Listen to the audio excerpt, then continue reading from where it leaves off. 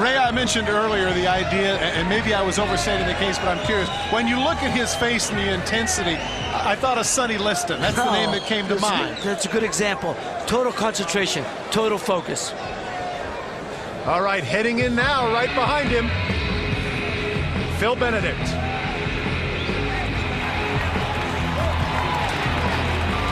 I really think that an issue here might be the length of the legs and the arms, Bob. 5-inch advantage to Gracie, and because of his flexibility, I think that's something he'll take advantage of. You're absolutely right.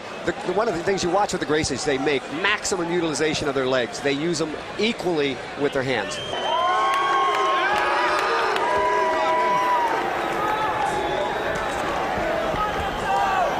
One more time, guys. 10 minutes on the ground, 22 matches.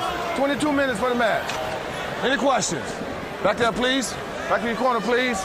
Well, Phil Benedict, this is his opportunity. Every fighter wants to go against the best. Be ready. And everybody has said, basically, Tom, that Gracie is the man to beat. What an opportunity for Phil Benedict, who is an alternate fighter. Absolutely. And on paper, Todd, if you didn't know anything about this and you walk in here cold turkey, this would look like a total mismatch, but it sure isn't.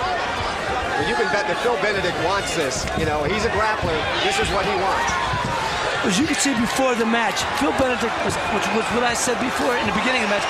It seemed to me he was hyperventilating. He was breathing real heavy. Watching me be extremely nervous and make mistakes early in the match. Well, you know what, gentlemen, I'm surprised right now that we've had this much time up on their feet. Well, I think Phil Benedict, probably part of his strategy, he thinks he's stronger, so he wants to take advantage of that, see if he can hurt Renzo before he takes him to the ground. Well, once again, you have to wonder if this is part of a plan for Gracie as well.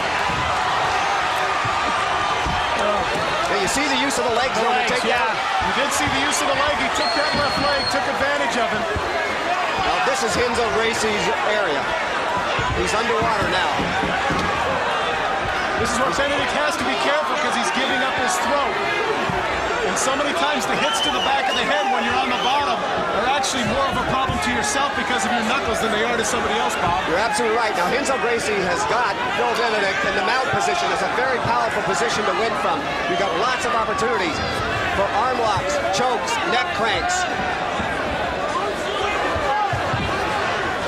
One of the things that Gracie does well, take a look at the legs behind. You see his legs crossed.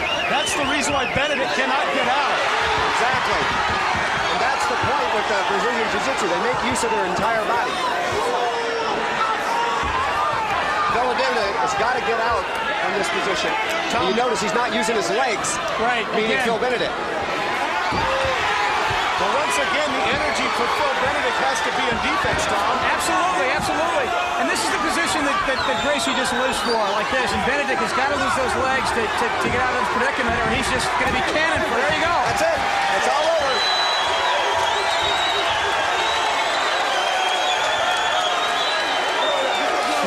Positively relentless. Renzo Gracie. And for you youngsters at home that are watching this and are saying that brawn is always the issue, it is not. The technique of Gracie was superior. And you can see right there that Phil Benedict is a bloody mess. 2 minutes and 8 seconds. Phil Benedict has to be a little bit frustrated, but what could he do, Tom? Now here we go. Well, again, here we go. Now watch the leg move here. He's going to sweep him. And he hooks just the like leg, that. Hooks him. And down he goes. And that was the key right there. Bob, one of the things here clearly that you pointed out is the idea that his legs were dominant. The legs are crossed here. Benedict can do nothing. That's absolutely correct. He's got the Renzo's got the mounted position. He's making him pay. He's making sure he can't think about anything except staying where Renzo wants him. And that's the whole idea of the punches. And he, like we said, he went to it. Here goes the end. Here's the neck crank. Ray, one of the things here you'd have to say is that Gracie is not using up a lot of energy. My thoughts exactly, Todd. You could see when he was on top of him, he was just sitting there kind of resting, letting Benedict use all his. Okay, let's go up to John Higginson.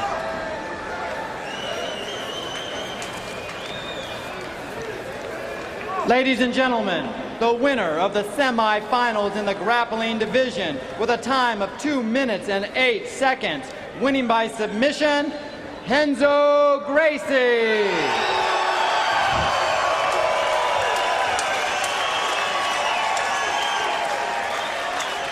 Well, Tom, one of the things that you have to say there, and you have to appreciate the sportsmanship of Gracie there, he does not want to have the same attitude he did the first time. This time he finishes his issue, and I got to ask you this. I asked you about the 400-pound bench press. Didn't help there. Didn't help there at all. It's technique, and it's the desire of this Gracie, the family tradition, and the ability to do things once he gets in the match, to recover, to use his weight, and to use his legs. That's one thing he's done consistently all night, is used his legs. He's a small guy, 180 pounds, but boy, does he use his weight well.